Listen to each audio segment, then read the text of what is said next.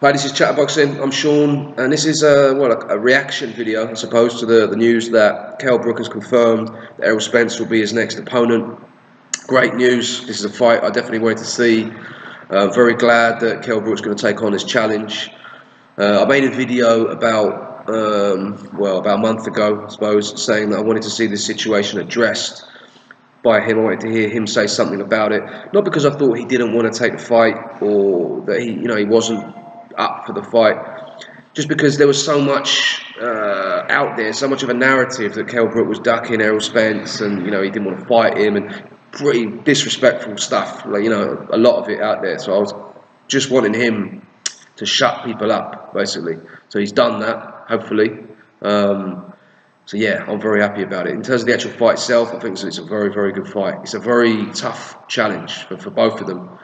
They've both got things in their favour. I'll get into a sort of breakdown prediction later on. But yeah, I just really get to talk the reaction to it, really.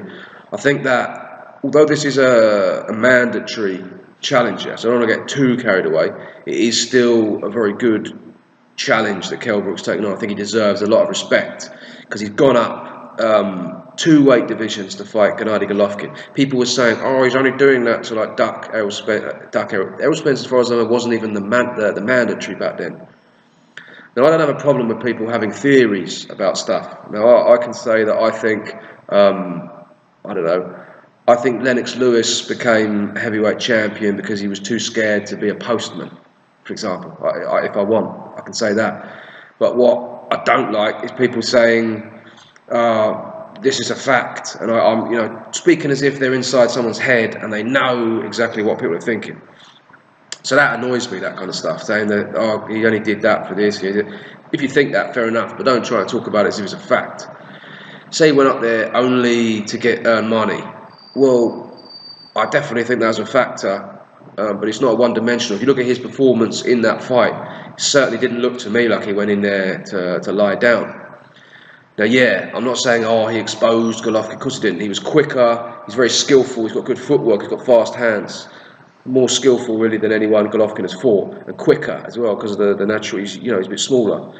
So he won a couple of rounds.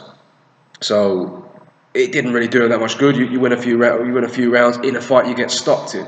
So no, he didn't expose him. But what I'm trying to say is he did go in there and he put on before trying to win. He took it to him. He went toe to toe with him, landed some good combinations. Obviously Golovkin was too big, too strong. He couldn't do it. But that shows me that he didn't go in that fight just to sort of take a paycheck and just shit himself and curl up. That's not what happened. So he did that. Didn't get any respect for that at all, really. From some people he did, but from loads of people, that was still discredited. Even though nobody really in middleweight really wanted to fight Golovkin. Canelo gave up his belt. Billy Joe Saunders, no one knows. Apparently now wants to fight him in Kazakhstan. I suppose we'll see what happens with that. Danny Jacobs was the challenger, and he was effectively mandated to fight, to challenge for the championship by the WBA. So Kell Brook, he got up there and done something that nobody was in a rush to do. Then he's come back down.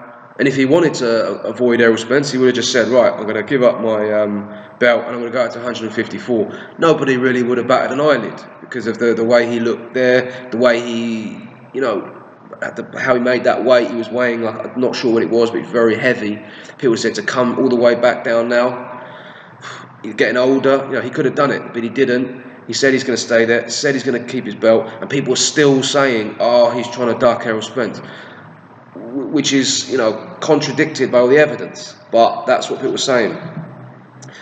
I did feel a bit sorry for Errol Spence in how long he was being made to wait, and he was kind of, wasting away. I did feel a bit for him, but that's happened to quite a few people. That happened to Kell Brook, if I remember rightly. He was waiting for ages for his title shot.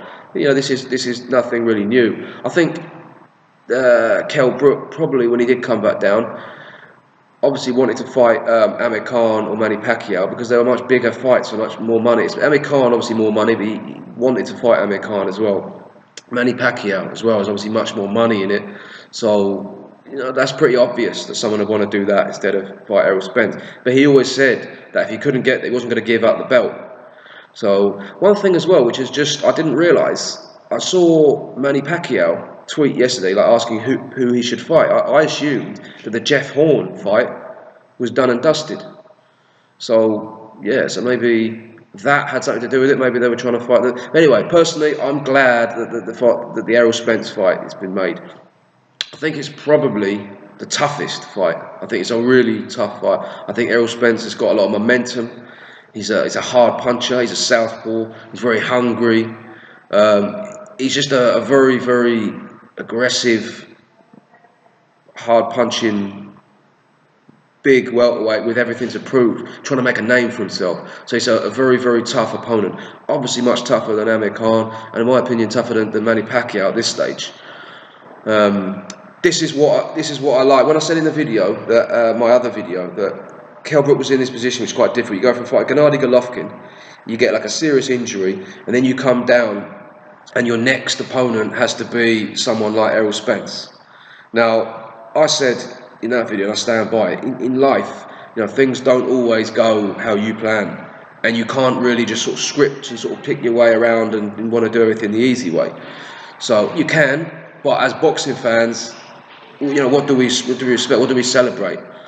Someone like Kell Brook, who's basically saying, right, this is the toughest challenge for me right now. Really, it's a very tough challenge. I've got a serious injury, but I still really need to prove myself. I want to prove that I'm one of the best in the world, so I take on the best possible opponent, regardless of the circumstances and the injury. Deontay Wilder, recently, I've been kind of debating a bit with people.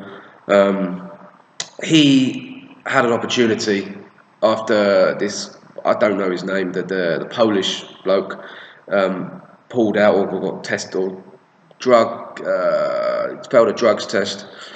He had an opportunity then to prove himself as a real champion. Luis Ortiz called him out.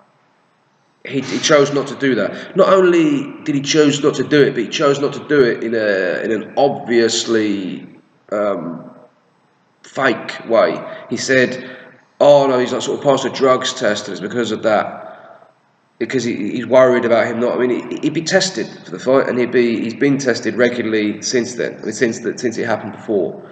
So I'm not saying he ducked Luis Ortiz, but I'm saying he chose not to take this opportunity to prove himself.